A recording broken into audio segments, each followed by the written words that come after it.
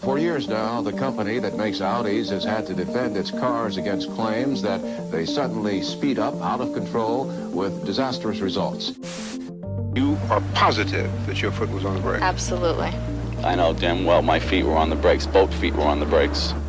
Foot was on the brake so hard, Mr. Bradley, that I had a shin splint from pressing so hard on the brake. And what does Audi say? We're not saying we can't find anything wrong with the car. There isn't anything wrong with the car. That was a clip from 60 Minutes reacting to the Audi unintentional acceleration scandal of 1986. This alleged issue from the car caused over 700 accidents and claimed lives of 9 drivers. At the center of the controversy was the allegation that certain Audi models exhibited sudden acceleration, posing a certain risk to drivers and passengers. This phenomenon, labeled unintended acceleration, has allegedly been responsible for several deaths, including a particularly serious one, in which a young mother crushed her younger son against the back wall of a garage. The segment included testimony from several victims. But then, Audi suggested that the trouble is not caused by a mechanical flaw but by driver error. More importantly, the Audi 5000, with its 2.2-liter 5-cylinder engine developing only 110 horsepower, simply does not have enough power to override these brakes. So what exactly caused this? Watch till the end of the video to find out why.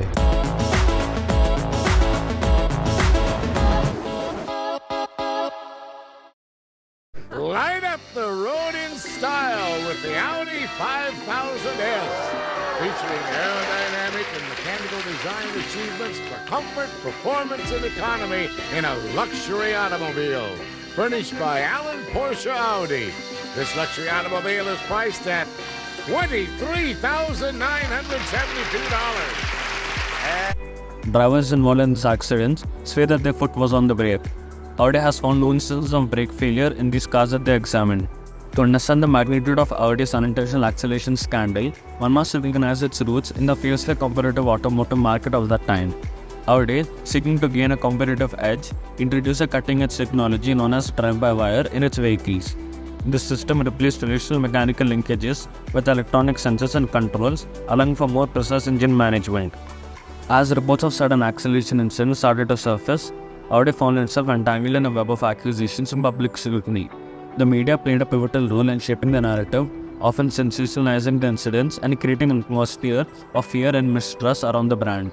Images of out-of-control Audis hitting walls and pedestrians fueled public anxiety, leading to a sharp decline in Audi's sales and market share.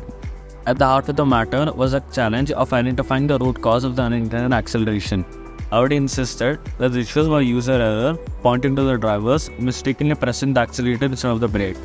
However, the sheer number of reports, incidents, and severity of some accidents raised skepticism among consumers and safety advocates. The controversy prompted investigation from regulatory bodies, including National Highway Safety Administration. One key aspect that fueled public outrage was the apparent lack of transparency from Audi. The company's initial response was defensive, attributing the incidents to driver mistakes and refusing to acknowledge any inherent flaws in their vehicles. This stance only served to intensify public distrust as consumers questioned whether Audis prioritized profits over safety. The importance of effective crisis communication became glaringly evident, showcasing the need for companies to address issues promptly and openly. As investigations unfolded, a more nuanced picture emerged. Technical faults were identified in the drive-by-wire system, leading to unintended acceleration under specific conditions. Audi, to its credit, implemented a series of recalls and retrofits to address this issue. However, the damage of the brand's reputation was already done. After further investigation, it was revealed that the pedals were sufficiently misplaced that inexperienced drivers might easily thrust the right foot forward and hit the accelerator when intending to hit the brake. Audi has investigated at least one incident in which a 5000 was driven a foot into a concrete wall in a parking garage, and the rear tires swinging in anguish, and the driver was confused as to what was happening until she realized that her right foot was on the accelerator all the while. Sadly, one of the most troubling aspects of these incidents is that so many of these Audi drivers failed to avoid disaster simply by shoving the transmission shifter into neutral or turning off the ignition.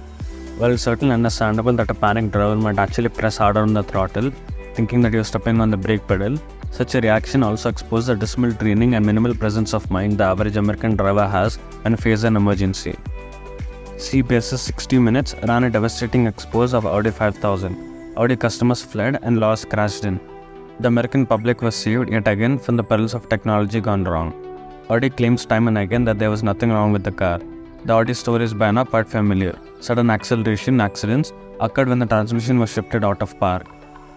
The driver in the video always insisted that he was standing on the brakes, but after the inspection, it was found out the brakes worked perfectly well. A disproportionate number of accidents involved drivers who were new to the car.